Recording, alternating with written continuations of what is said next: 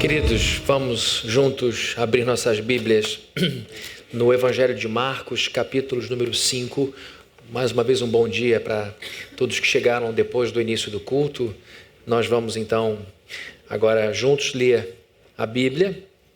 E a passagem se encontra no capítulo 5 de Marcos, do verso 25 ao 34. Nós vamos ler juntos essa passagem e depois vamos, com a graça de Deus, aprofundar um pouco o pensamento a respeito do que esse texto pode tirar para nós de lição. Marcos capítulo 5, verso 25, diz assim: Estava ali certa mulher que havia 12 anos vinha sofrendo de hemorragia. Ela padecera muito sob o cuidado de vários médicos e gastara tudo o que tinha, mas em vez de melhorar, piorava. Quando ouviu falar de Jesus, chegou por trás dele no meio da multidão e tocou seu manto, porque pensava: se eu tão somente tocar em seu manto, ficarei curada. Imediatamente cessou a sua hemorragia e ela sentiu em seu corpo que estava livre do seu sofrimento. No mesmo instante, Jesus percebeu que dele havia saído poder, virou-se para a multidão e perguntou: quem tocou em meu manto? Responderam os seus discípulos: vês a multidão aglomerada ao teu redor e ainda perguntas: quem tocou em mim? Mas Jesus continuou olhando ao seu redor para ver quem tinha feito aquilo. Então a mulher, sabendo o que lhe tinha acontecido, aproximou-se, prostrou-se aos seus pés e, tremendo de medo, contou-lhe toda a verdade. Então ele lhe disse: filha, a sua fé a curou. Vá em paz e fique livre do seu sofrimento. Só até aqui. Vamos orar? Senhor, muito obrigado por esse momento maravilhoso, por essa igreja absolutamente lotada. São pessoas ávidas pelo pão da vida, são pessoas ávidas pelo Senhor Jesus. Agora eu te peço que a tua palavra seja explicada com muita clareza, com muita didática e com muito poder, com muita unção, para que ela penetre aqueles lugares profundos da nossa alma e que ela possa residir em nosso coração ao longo dessa semana, nos ajudando a viver melhor, com mais esperança, com mais santidade. Te pedimos que o Senhor nos trate com misericórdia. Nenhum de nós merece ser abençoado. Somos abençoados porque o Senhor é um Deus de graça e misericórdia. Então te pedimos humildemente que o Senhor derrame uma chuva de bênçãos sobre nós e que todos aqui no primeiro andar, nossos filhos, recebam a tua presença, que é o maior prêmio que nós podemos receber nessa vida. Que o Senhor nos abençoe, é o que nós te pedimos, em nome do nosso Rei Jesus. Amém.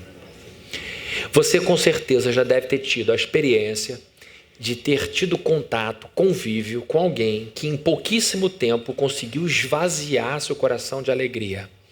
Gente que carrega no seu rosto sério, sisudo, no seu espírito macambúzio, essa palavra quase assombrada, um olhar pessimista, uma atenção aos defeitos, uma atenção exagerada aos problemas, e apenas a presença dessa pessoa, com o seu ar, exala então dessa pessoa algo muito ruim, uma energia muito ruim, de maneira que a gente vai percebendo que a alegria vai embora, chega um desconforto, a gente não sabe como se portar, não temos resposta para os grandes problemas, quem vai resolver o problema entre palestinos e israelenses, ninguém resolve isso, e a gente então percebe o quanto alguém pode nos fazer mal simplesmente por estar perto de nós.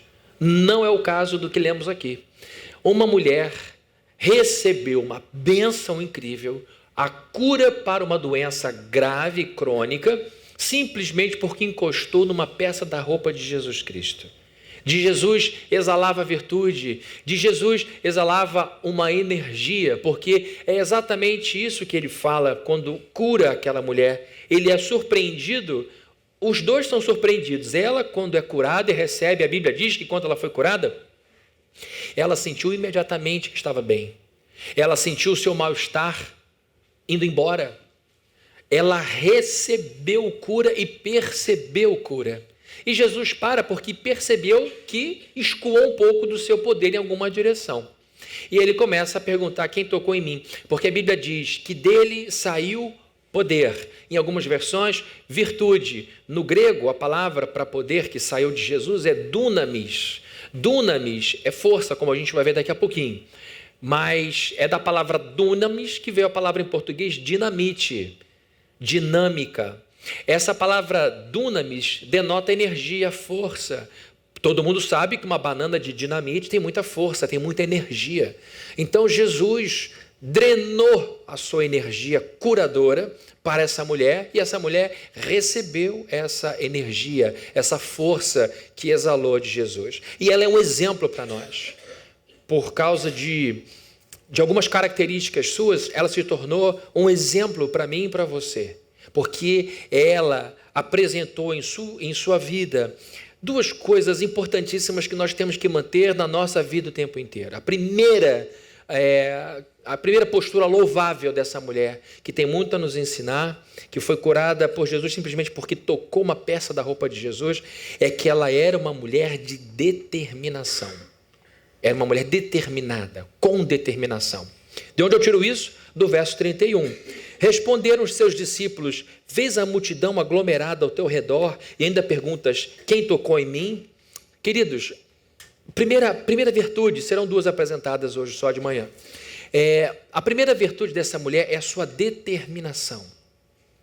Jesus estava vivendo o seu 2º ano de ministério, ele está rodeado por gente, ele andava com um cordão humano, ele andava com uma blindagem humana imensa, e ele tinha dificuldade para andar. Os discípulos estavam sendo exprimidos de todos os lados, direita e esquerda, pela frente, por trás. Jesus era muito requisitado nessa hora, e até por via aérea ele foi abordado, quando numa situação, numa casa cheia de gente, amigos de um paralítico não tinham como acessar Jesus Cristo, eles então foram levando por cima, via aérea, a sua maca, e fizeram o seu amigo paraplégico descer até onde Jesus estava. Então o Senhor estava vivendo um momento de celebridade, uma pessoa seguida por multidões, e agora Jesus Cristo no meio daquela gente empurrando. Imagina a comoção, crianças gritando, pessoas com problemas, gente nessa época.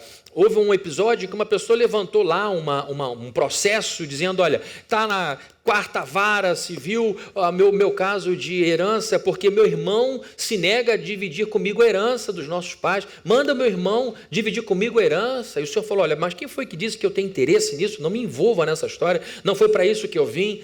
Então Jesus era chamado por todo mundo, por pais que queriam que seus filhos fossem abençoados por ele, por pessoas que queriam ouvi-lo, por gente que precisava de cura.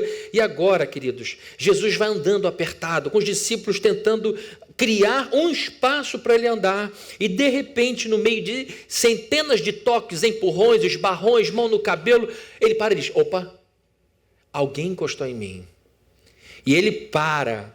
O que está acontecendo aí? Quem não está acostumado com a Bíblia, não sabe o contexto. Jesus está indo em direção à casa de um homem chamado Jairo, que quando soube que Jesus estava vindo e que tinha poder para curar, ele corre em direção a Jesus, se joga aos pés de Jesus e clama insistentemente que Jesus Cristo vá à casa dele orar pela filhinha que estava doente, a ponto de morrer. E morreu realmente. E Jesus então vê aquele ato de desprendimento, humildade, porque Jairo era o principal da sinagoga, era uma pessoa provavelmente com muito dinheiro, alguém com muita distinção. Não era comum que pessoas na posição de Jairo fizessem o que ele fez, mas o drama de Jairo fez com que ele se jogasse na presença do Senhor e clamasse lá do chão: vá à minha casa orar por minha filha e ela será curada. Jesus aceita o convite e vai. Nesse caminho vem a mulher, que tinha uma outra estratégia na sua cabeça. Ela tinha uma estratégia de cura, ela também precisava de cura, não era só a filha de Jairo, e nesse momento ela, no meio da multidão, encosta com muito esforço numa peça da roupa de Jesus. Algumas pessoas acham que ela foi lá no chão, na orla das suas vestes, mas provavelmente não foi isso, porque naquele período as roupas dos homens davam algumas voltas, que eles se amarravam com aquelas roupas, e uma parte se dobrava por cima, jogava por cima de um dos ombros, e a franja ficava caída pelas costas, na altura da cintura. Provavelmente foi ali que ela pegou, ela não chegou aí no chão, ela deve ter ido na altura da cintura, e naquele momento ela vive algo extraordinário. Ela encosta e sente que o corpo dela estava sarado. E Jesus, ao mesmo tempo, se tivesse alguém filmando, os dois vão estar assim.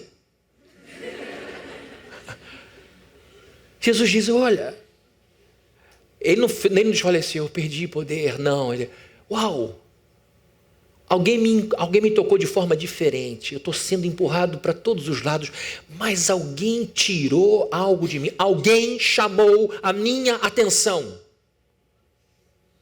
E quem chamou a minha atenção foi uma pessoa determinada. Essa mulher sofria de uma doença crônica, impiedosa. No verso 25 a Bíblia diz: e estava ali certa mulher que havia quanto tempo, queridos? 12 anos. Com uma menstruação ininterrupta. Os médicos e nutricionistas aqui presentes sabem o que é uma hemorragia dessa natureza. As fraquezas, a anemia, todos os sintomas que uma pessoa dessa devia ter. Então, estamos lidando com uma mulher enferma, cronicamente enferma, há muito tempo enferma. Leiam só comigo, inclusive, algumas outras coisas que essa mulher tinha de desfavorável. No verso 26, a Bíblia informa: ela padecera, ela sofrera muito, sob o cuidado de vários médicos, e gastara tudo o que tinha, mas, em vez de melhorar, piorava. A Bíblia diz que ela sofria, era um mal. E ela sofria na mão dos médicos. Queridos, a medicina tem sofrido revoluções ao longo dos últimos anos, sobretudo nos últimos 100 anos. A invenção da anestesia, a asepsia, né? a invenção do antibiótico, coisas que evitaram milhões e milhões de mortes. A anestesia, para mim, é uma das coisas mais gloriosas que a mente humana foi capaz de criar. Mas na época dela, os médicos eram pessoas que tentavam. Não havia ali um cardiologista como nos dias de hoje, não havia ali um cirurgião como nos dias de hoje, não havia ali anestesia. O que havia ali eram tentativas baseadas em remédios, criados a partir de ervas. Eram coisas muito básicas para lidar com um problema sério. Como é que se repõe o ferro numa pessoa dessa? Como é que se repõe? Não havia informação sobre dietas, como nos dias de hoje. Então ela sofria demais, de médico em médico. Se é que a gente pode chamar de médico realmente o que cuidava dela. Ela gastava demais, a Bíblia diz que ela gastou tudo o que tinha. Ela não gastou uma parte, ela gastou tudo o que tinha. A pessoa está doente, está se tratando, tem resultado, valeu o investimento. Estou doente, me trato, nenhum resultado. E o pior, a Bíblia diz que, tendo ela sofrido por tantos anos de médico em médico, gastando todo o dinheiro que ela tinha, toda a segurança financeira que ela tinha, ela poderia estar doente, mas tem muito dinheiro, tem alguma segurança. Agora, ela está doente, não tem dinheiro. Mais vulnerável do que isso é difícil. E ao invés de melhorar, ela o quê? Piora. Piora. Esse é o quadro. Sofria demais, gastava demais, melhorava de menos. Não melhorava nada, na verdade piorava. Aqui nós vemos alguém determinada a conseguir alguma coisa. Esta mulher tem de admirável a sua determinação. Ela queria ser curada. A gente encontra aqui uma mulher que não media esforços para conseguir o que desejava. A sua dor a impulsionava. A Bíblia diz que ela sofria, ela padecia. O Senhor falou: vai, minha filha. E é incrível, porque ele estava indo curar a filha de Jairo. E ele vira-se para essa mulher e chama de filha. E com isso ele diz para o poderoso, o rico Jairo: não é só a sua filha, eu não tenho só a sua filha como filha, eu tenho outras filhas também. Vou cuidar dessa daqui antes de cuidar da sua. Enquanto ele para ter esse diálogo, descobrir quem foi, a menina ia piorando, e quando Jesus chega lá, ela está morta. A dor dessa mulher, quando Jesus diz: vai e fique livre do seu sofrimento, é lógico que esse sofrimento também é físico, é também sentido na dor. Ela é movida, impulsionada então a essa cura. Ela se torna uma mulher determinada a buscar cura por causa da dor que a impulsionava, por causa do seu mal-estar, toda a sua anemia, tudo aquilo que uma doença como essa pode causar. E, sobretudo, ela foi impulsionada por causa de seu isolamento. Esse tipo de doença que ela tinha obrigava a viver isoladamente. Vejam comigo o texto que nós vamos projetar, aqui a Raquel vai projetar para a gente, de Levítico, do capítulo 15, versos 19 e 20. É um texto que regulava a vida desta mulher aqui de Marcos capítulo 5. Diz assim o texto: quando uma mulher tiver fluxo de sangue que sai do corpo, a impureza da sua menstruação durará 7 dias. E quem nela tocar ficará impuro até a tarde. Tudo sobre o que ela se deitar durante a sua menstruação ficará impuro, e tudo sobre o que ela se sentar ficará impuro. Esta legislação, o livro de Levítico, é um livro de códigos.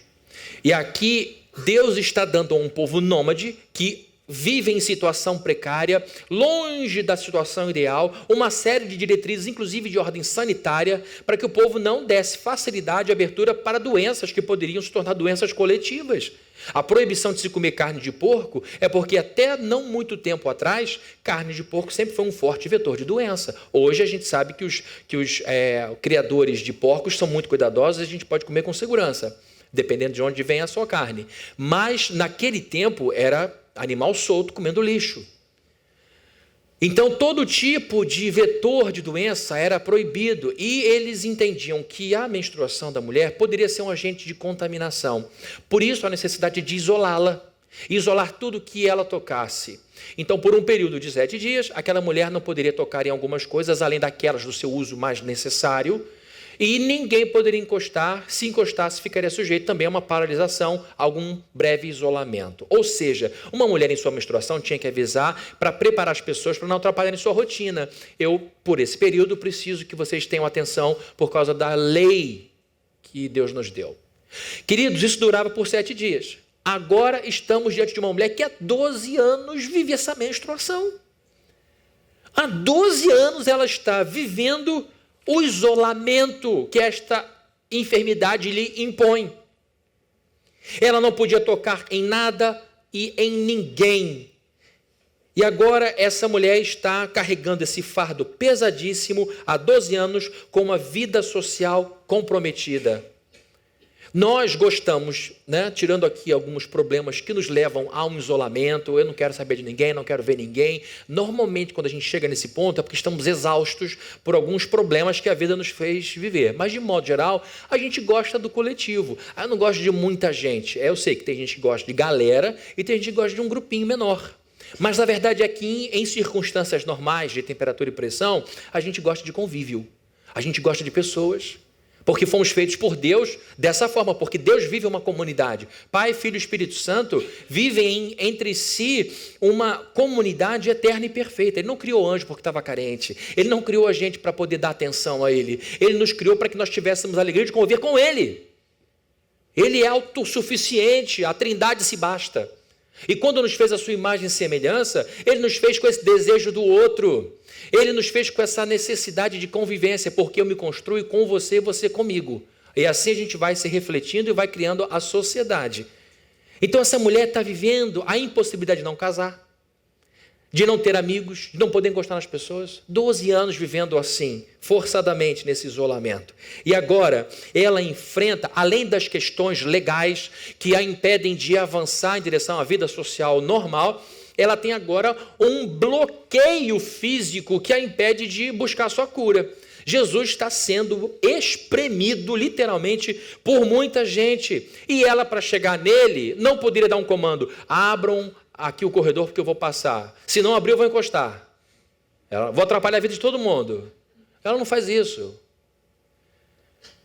Ela mergulha.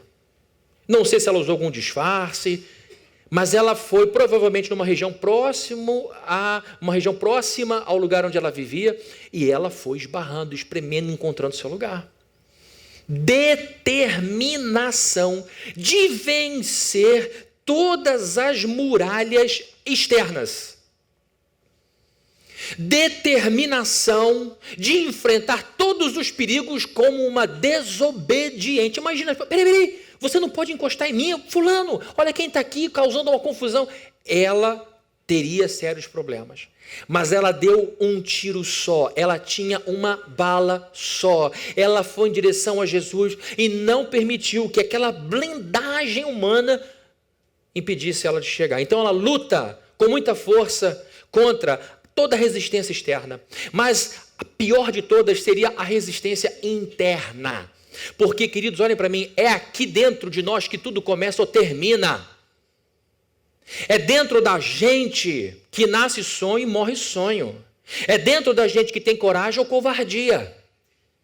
A maior resistência ou o maior impulsionador, essa coisa está dentro de nós.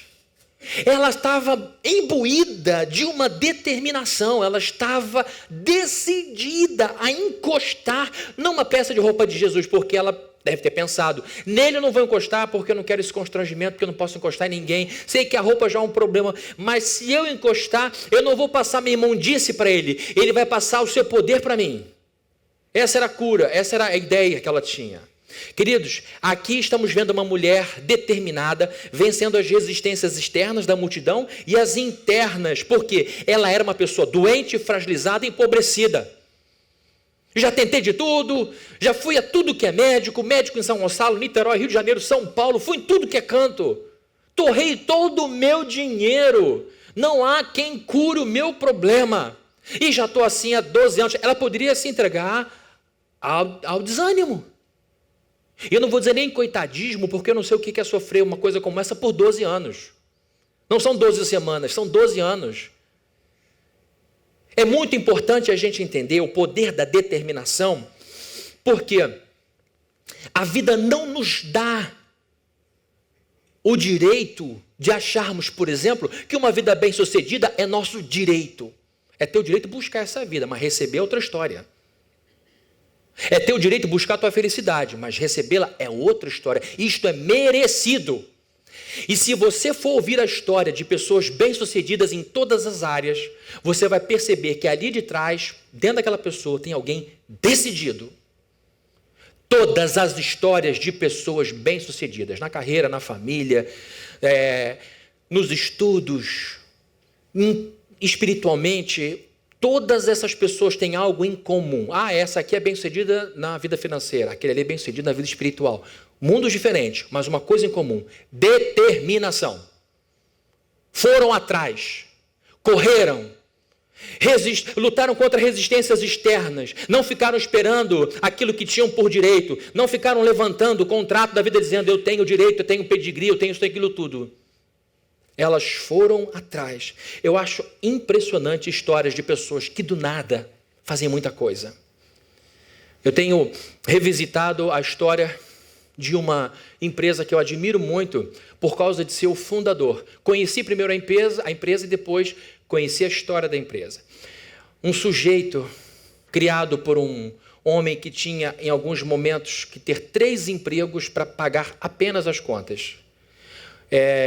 Foi criado no Brooklyn, nos Estados Unidos, num conjunto habitacional como Minha Casa Minha Vida, à beira do mar, ali em Manhattan, em Nova York, um lugar gelado, sem calefação, sem aquecimento, um sujeito que não tinha muito estudo, vivia na rua, mas que tinha um sonho de ter uma vida melhor que o seu pai tinha. E aí, quando viu o seu pai de perna quebrada, sem nenhum benefício, um veterano da Segunda Guerra Mundial, tratado com desonra, porque a empresa não lhe dava nenhum benefício, ele falou, se um dia eu tiver uma empresa, ela vai ser completamente diferente do que a empresa do meu pai é para ele. Ele então cresce, se forma com uma bolsa de estudos dada por causa do esporte, perde essa bolsa, vai trabalhar, fazer bico aqui e ali, pede empréstimo para poder pagar a universidade, se forma sem saber direito onde iria, e aí ele vai a Seattle, no estado de Washington, não esqueci do sermão, tá bom? E visita uma cafeteria e fica apaixonado pela cafeteria. Eram 3 lojas só. Café de alta qualidade, café de alto nível. Ele então passa alguns anos insistindo para se tornar sócio daquela pequena cafeteria chamada Starbucks. E ele se torna o segundo pai da Starbucks. E a Starbucks, de 6 lojas, se torna um conglomerado com mais de 16 mil lojas, com mais de 250 mil funcionários hoje. É emprego para muita gente que eles dão. Com uma filosofia de trabalho bonita, foi a primeira empresa americana a dar plano de saúde para quem trabalhava meio período. E agora descobriram na China que o chinês dá muito valor aos seus ancestrais e os chineses pediram como benefício plano de saúde para os pais. Eles estão dando plano de saúde para os pais dos funcionários da Starbucks da China. É uma empresa que junta lucro com visão social. Um sujeito que não tinha nada. Um sujeito que não tinha dinheiro para comprar o casaco do time dele para competir, custava $20 ou $29. Por que a Starbucks se tornou essa empresa? Não ganhou uma xícara de café para falar isso, estou falando de admiração. É porque dentro do Howard Schultz, que é o presidente, o CEO, dentro dele havia uma determinação. Havia um desejo. Ele nunca fez uma pós-graduação. Todos os diretores da Starbucks têm muito mais formação do que ele. Queridos, estou dizendo isso porque eu sei que aqui dentro existem pessoas com grandes sonhos, mas com pouca determinação. Vocês que pensam assim, se nós pensarmos assim, ter mais desejo de determinação, não sairemos daqui. Porque ninguém nos dará coisa nenhuma.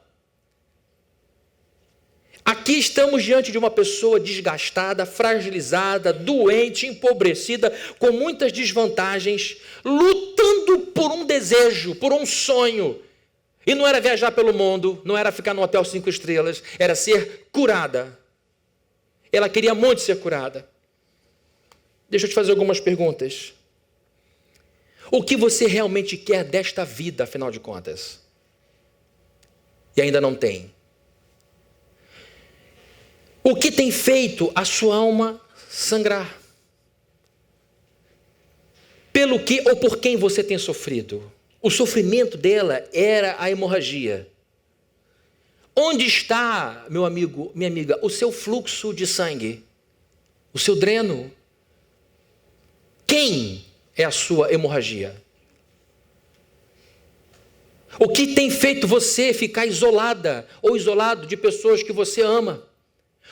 Qual é o traço do seu jeito de ser que faz com que você fique sempre à margem de tudo, porque é impossível trazer você para dentro das coisas, embora você queira?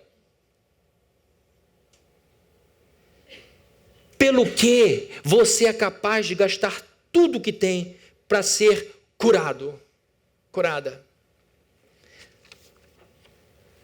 Você precisa se aproximar do seu objetivo com determinação.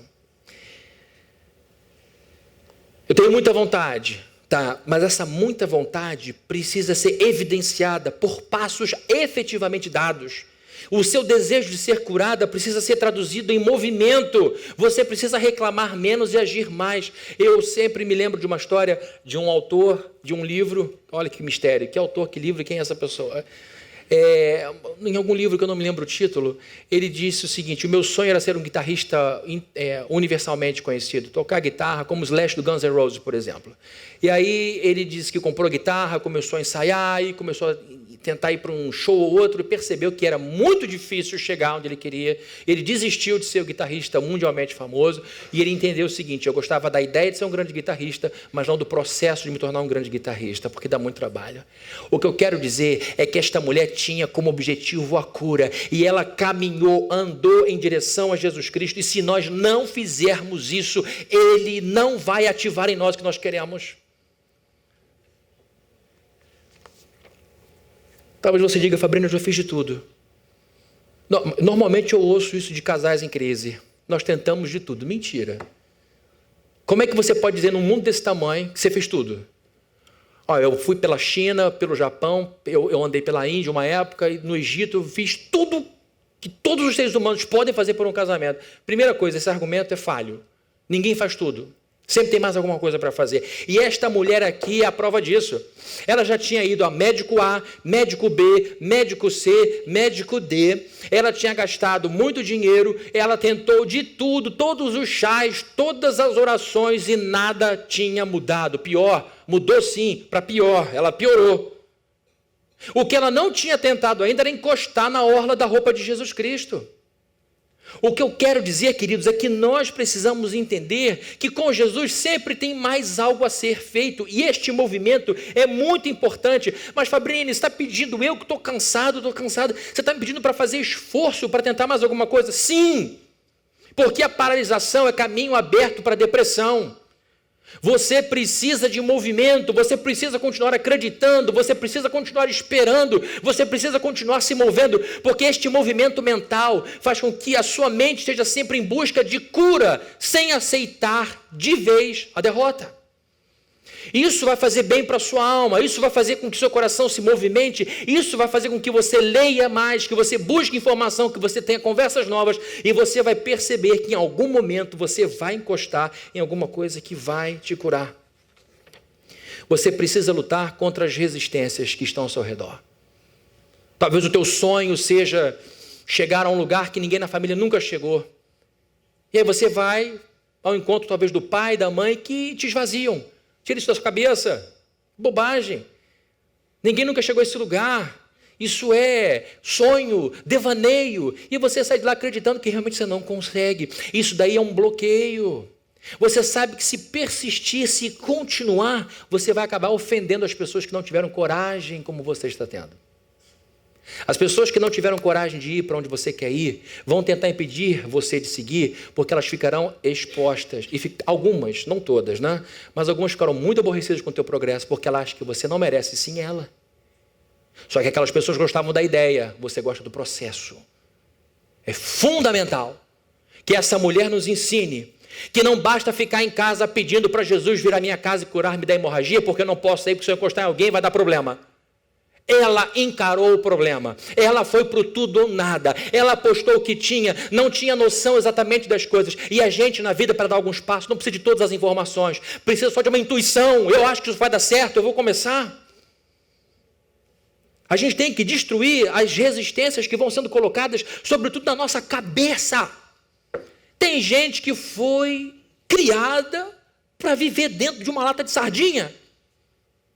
Você tem o tamanho de um tubarão, mas você tem que caber nessa lata daqui. Não ouse pensar maior do que isso.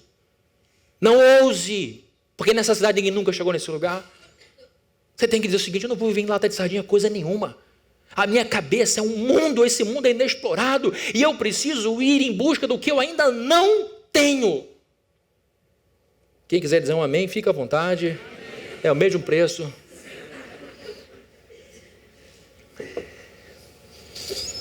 Você precisa colocar no chão todas as muralhas que estão entre você e Jesus Cristo.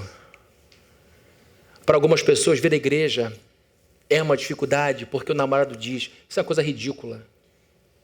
Isso é ridículo, o que você vai fazer lá dentro? Às vezes é o pai, a mãe, que botam você para trás, isso é muralha. Você sabe que se continuar ouvindo essa ladainha, você vai continuar com a sua hemorragia. Saia de perto de gente que só faz você sangrar. Você precisa se aproximar de Jesus com determinação. Determinação. Eu vou passar nessa prova. Eu vou subir nessa empresa. Eu vou me tornar esta pessoa. Eu vou chegar nesse lugar. Eu vou correr atrás para conseguir o que eu não tenho. Eu não preciso de dinheiro. Eu vou dizer, para a gente dar certo na vida, não precisa de muita gente nem muito dinheiro. Precisa de determinação em fazer o que é certo. Faça o que é certo. Lute pelo que é certo. Como ela fez. E, em último lugar, essa mulher, além de determinação, tinha muita fé. São duas asas do mesmo avião. A determinação era algo que tinha a ver com as atitudes dela. A fé era uma confiança em algo que não estava nela, estava em outra pessoa. Vejam comigo os versos 28 e 34. Porque pensava: se eu tão somente tocar em seu manto, ficarei curada. Então ele lhe disse: filha, a sua fé curou, vá em paz e fique livre do seu sofrimento. Jesus ouve aquela história e fica impressionado com a fé daquela mulher e diz: a sua fé a curou. A palavra fé aqui no grego é pistis, P-I-S-T-I. Pistis. Pistis é basicamente convicção da verdade de algo, a respeito de algo. Fé, biblicamente falando, é um ato de confiança, sobretudo intelectual, compreendida, não é uma coisa escura, nebulosa. A fé não é uma coisa que não se pode explicar. A fé é algo que se explica racionalmente. Eu tenho fé em Deus porque Ele demonstrou ser confiável por causa de alguns eventos bíblicos e alguns eventos na minha Bíblia. Então, olhando para a minha história, eu posso dar o próximo passo com fé, confiança, certeza no caráter dele e no poder dele. Para nós, fé não é salto no escuro. Não sei quem Deus é, não tenho a menor ideia do que vai acontecer, me jogo. Não, eu sei quem Ele é. Eu sei do que Ele é capaz e eu sei o que Ele é para mim. Por isso eu vivo por fé. Isso, bem natural, né? Bem espontâneo. É uma confiança. No caso dela e no caso de Jairo, são dois episódios acontecendo próximos. Tanto Jairo quanto essa mulher tinham fé em Jesus Cristo. Eles tinham fé naquele rabino, porque eles ouviram que Jesus tinha feito coisas incríveis e agora eles não perdem tempo e vão em direção a ele. Era uma certeza que eles tinham de que Jesus era capaz de operar maravilha.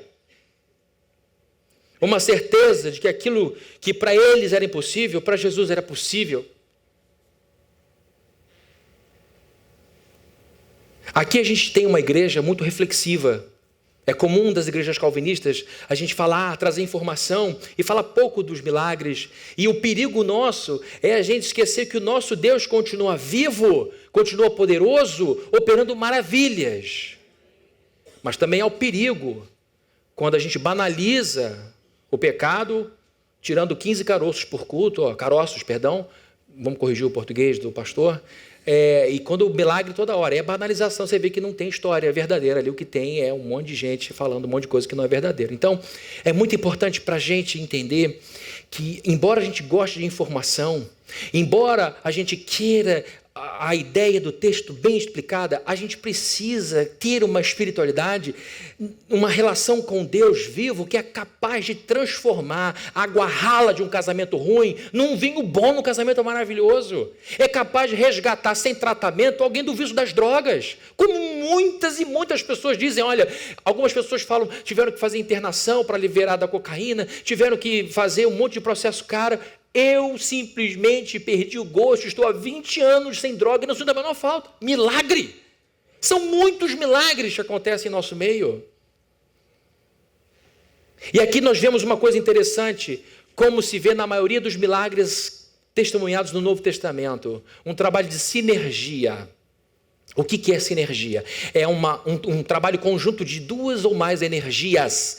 O prefixo sim é um prefixo de conjugação. Você tem o nome, o antônimo, que é o antinome, e tem o sinônimo, que é o nome parecido. Então você tem a palavra grega energel, energia, e você tem o prefixo sim. Sinergia significa energia em conjunto. E você tem monergia, mono um, energia de um só. A salvação de uma pessoa das trevas é uma obra monergética de Deus. Só Deus tem energia na salvação de alguém. A gente não dá nada, não participa de nada, é uma obra do Deus soberano.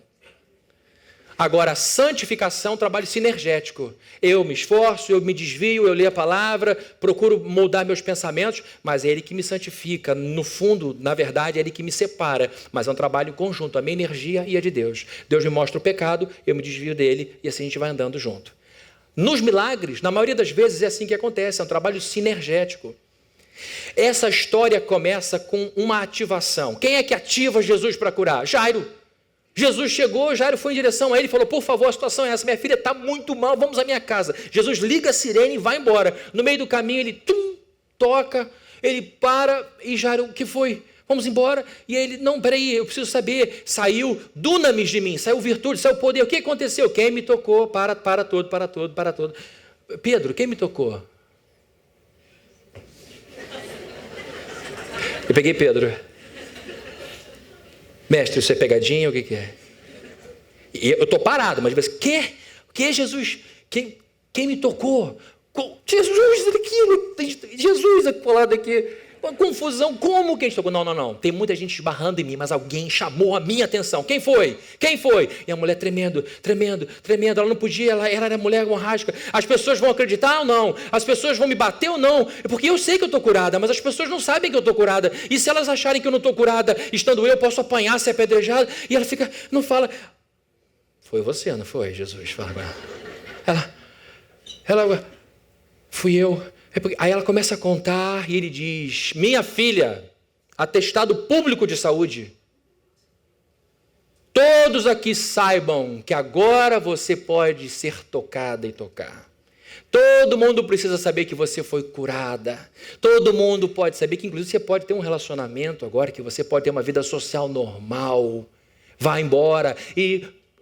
Eu ia falar, para de sofrer, mas vá embora e fique livre do seu mal. Não fazer propaganda alheia.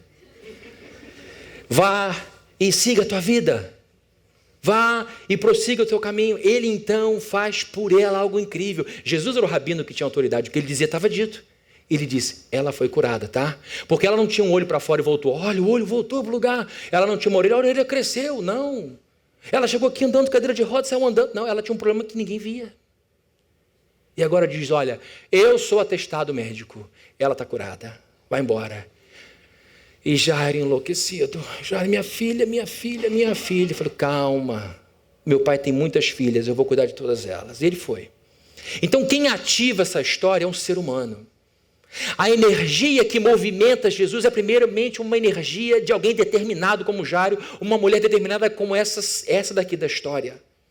Vemos então a energia dessa mulher que corre, se expõe ao perigo, vai em direção a Jesus Cristo, se arrisca, e Jesus então a cura usando a sua energia.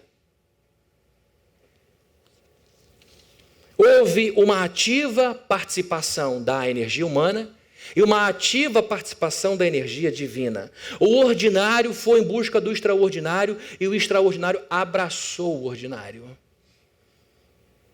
Jairo cura para a filha, mulher cura para si mesma.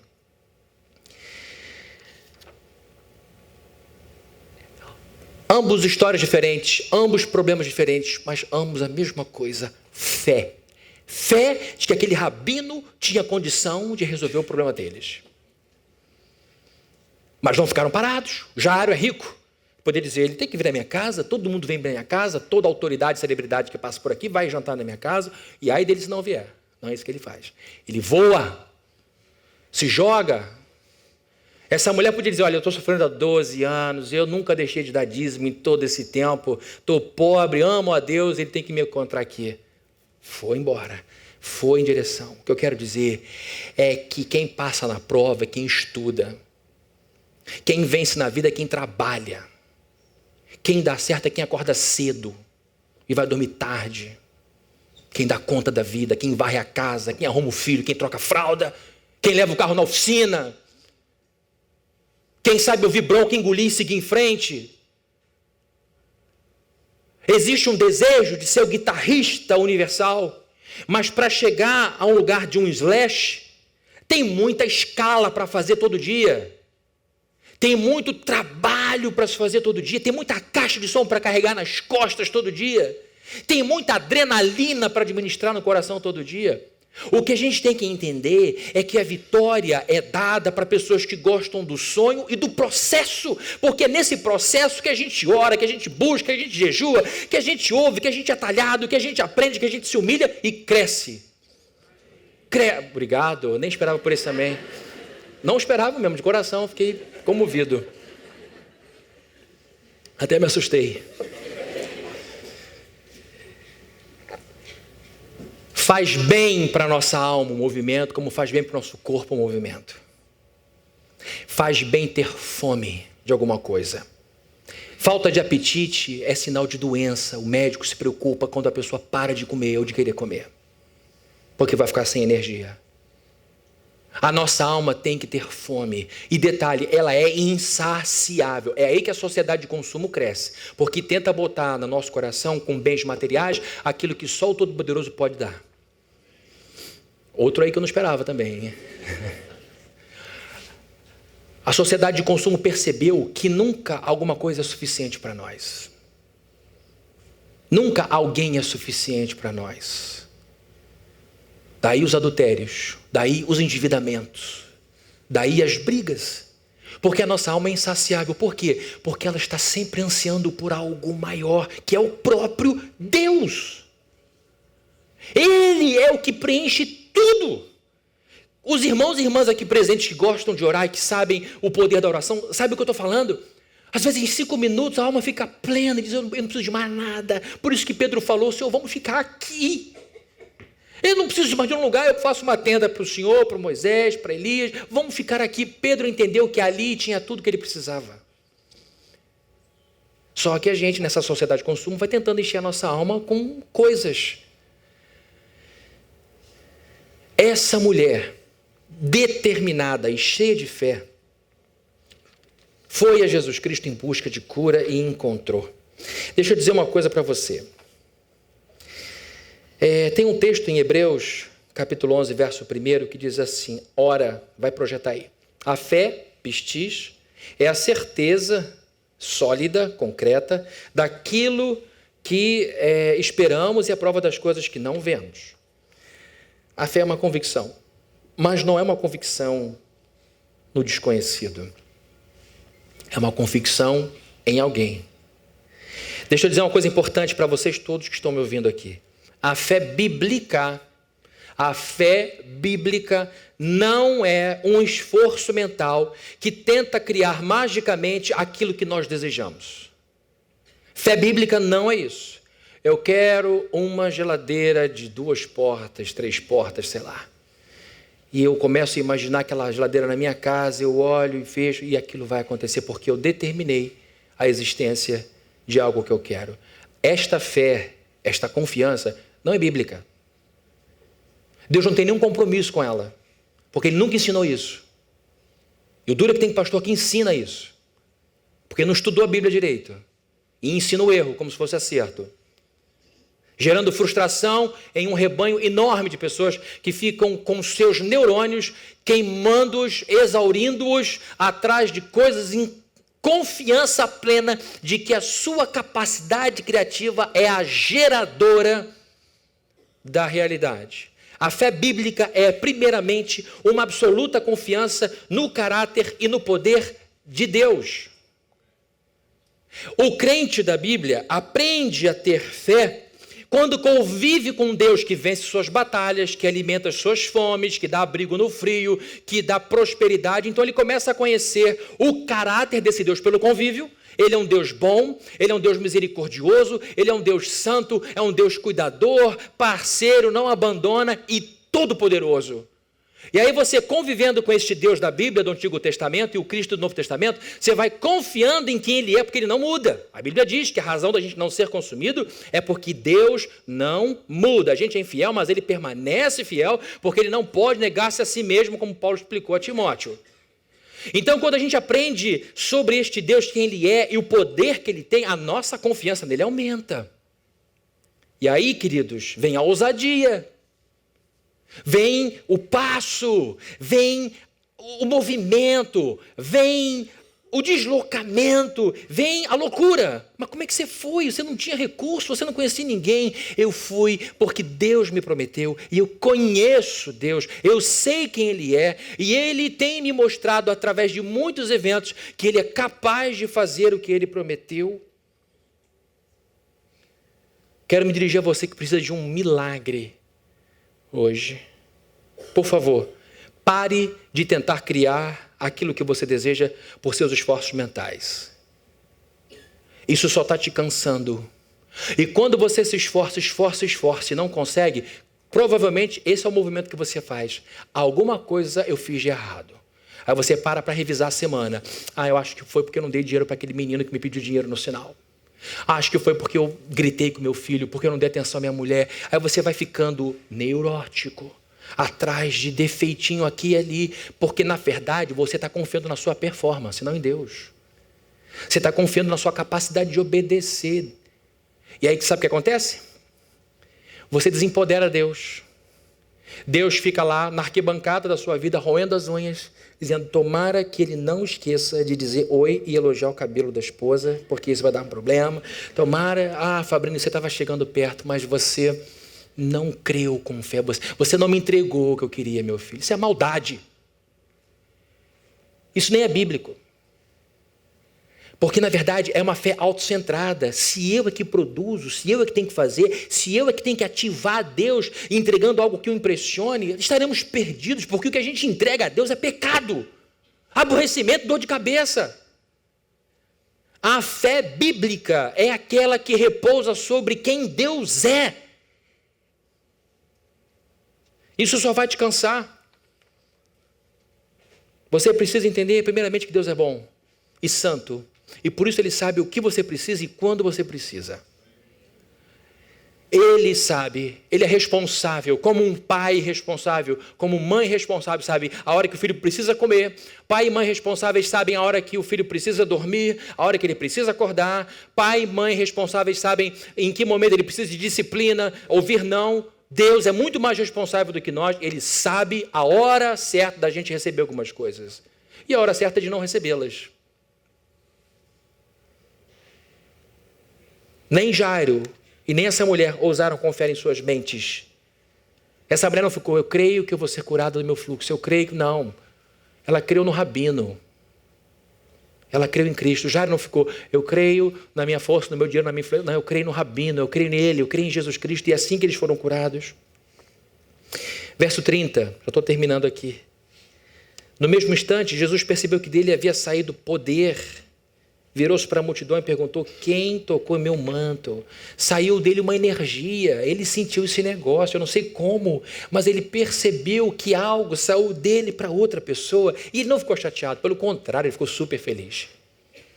Aconteceu algo maravilhoso, eu quero saber quem foi. Eu quero que essa pessoa me conte a sua história.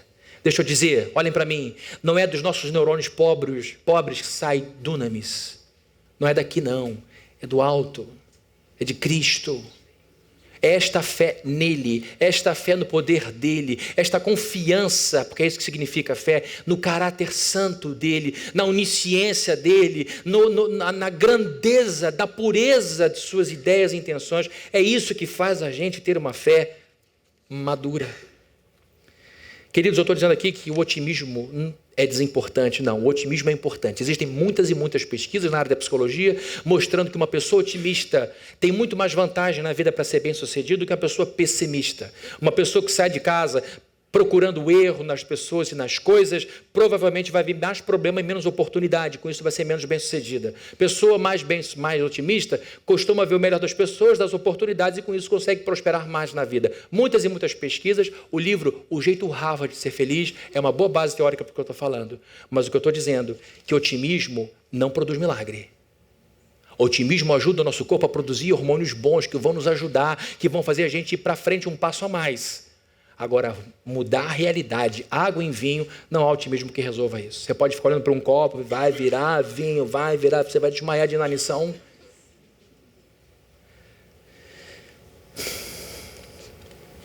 Nós precisamos pedir a Deus fé, porque é dom de Deus, como Efésios 2:8 diz. Não vem de nós essa fé que nos leva à salvação. O que nos leva à vida de bênção, de milagres, é uma fé no caráter santo de Jesus, no imenso poder de Jesus. E eu quero que agora você saia daqui determinado a mudar. Não é amanhã, começa amanhã, dia útil, hoje é domingo, não bota trabalho não. Você que sabe onde você vai chegar. Quem adia para amanhã, adia para depois da manhã. É por isso que entramos no mês 7 e você ainda não fez a matrícula no curso que prometeu que faria em dezembro do ano passado. É por isso. Porque quem adia para um dia, adia para o segundo. É o procrastinador. Falta determinação. Tem vontade, mas não determinou. É determinar para ontem. Ontem eu vou fazer esse negócio. Ontem eu vou arrumar esse armário. Toda vez que eu vou sair, eu fico 2 horas tentando achar a meia, o outro pé da meia. E é uma briga, e é o osso. Hoje você vai arrumar esse armário, você vai dar um monte de roupa, e você vai olhar, eu preciso só disso para viver. Tem gente que pode usar esse negócio, tem gente que vai ficar feliz de usar essa camisa, eu não uso mais. Você tem que pegar ontem aqueles arquivos que só te atrapalham no computador, jogar tudo fora. Você tem que começar ontem a ler aquele livro, você tem que começar ontem a assistir esse curso online, você tem que começar ontem a dobrar esse joelho no chão e orar, parar de ficar falando dos benefícios da oração e orar de verdade. Tem que começar ontem. Determinação é o que constrói gente bem-sucedida. Determinação.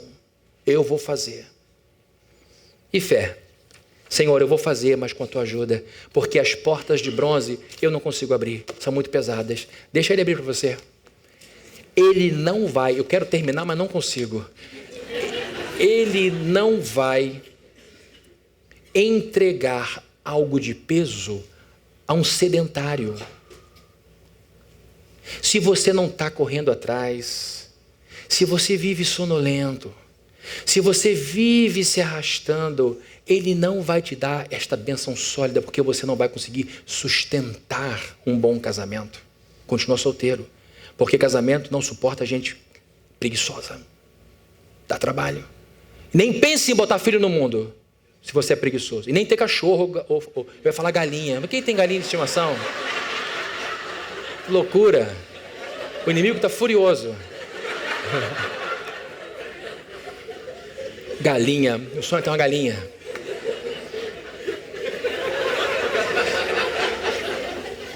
Ridículo, né?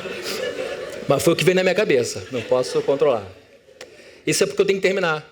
Eu não falo na hora, eu falo besteira. Se você tem preguiça de viver, não case, não tenha filho. Por favor. Por favor.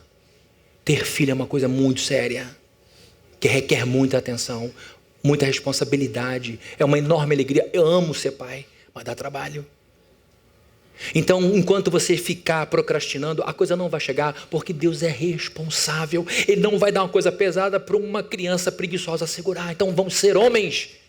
Tem um livro ótimo lá embaixo, se você quiser comprar. Ajuda a campanha.